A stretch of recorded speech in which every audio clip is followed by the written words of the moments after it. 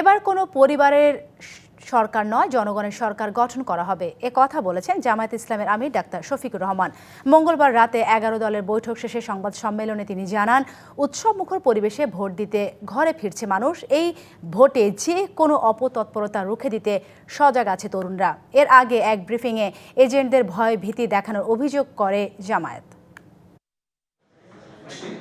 মঙ্গলবার সন্ধ্যায় নির্বাচনী পরিবেশ পর্যালোচনা করতে রাজধানীর মগবাজারে জামায়াতের কেন্দ্রীয় কার্যালয়ে বৈঠক করে জোটের শীর্ষ নেতারা। বৈঠক শেষে সংবাদ সম্মেলনে জামায়াত আমির বলেন, যে কোনো অপতৎপরতা রুখে দিতে সজাগ আছে জুলাই আন্দোলনের তরুণরা।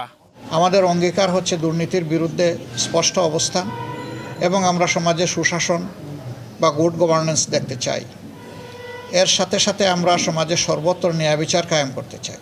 আমরা আশা করছি গণরায় প্রতিফলিত হলে বাংলাদেশ ইনশাআল্লাহ নতুন রাজনীতির দিকে আগাবে, এবং নতুন যে বাংলাদেশের আকাঙ্ক্ষা জনগণ অন্তরে পোষণ করে তা ইনশাআল্লাহ বাস্তবায়িত হবে।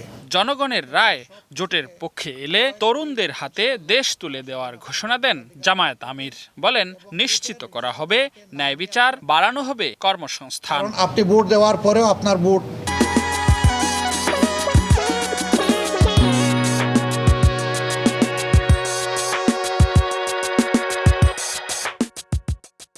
নয়ছয় হয়ে যেতে পারে। এই সব কিছুকে আমরা বিশ্বাস করি এই বীর জাতি মোকাবিলা করেই ইনশাআল্লাহ 12 তারিখের নির্বাচনকে সফল করে তুলবে, এবং সেই নির্বাচনের মধ্য দিয়ে যে সরকার গঠিত হবে, এ সরকার হবে জন আকাঙ্ক্ষার সরকার, শিশু আবাল বৃদ্ধ বনিতার সরকার।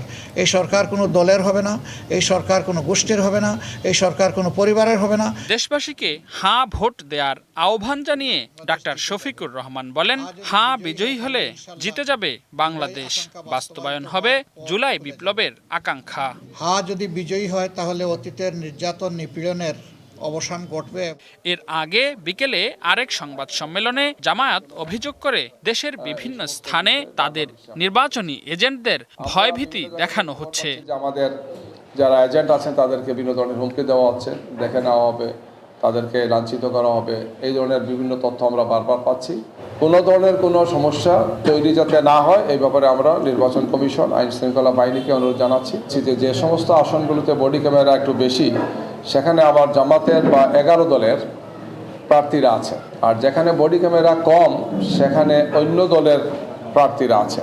জামায়াতের আমিরের জনপ্রিয়তায় ঈর্ষান্বিত হয়ে সামাজিক যোগাযোগ মাধ্যমে ধারাবাহিকভাবে অপপ্রচার চালানো হচ্ছে বলেও অভিযোগ করে দলটি।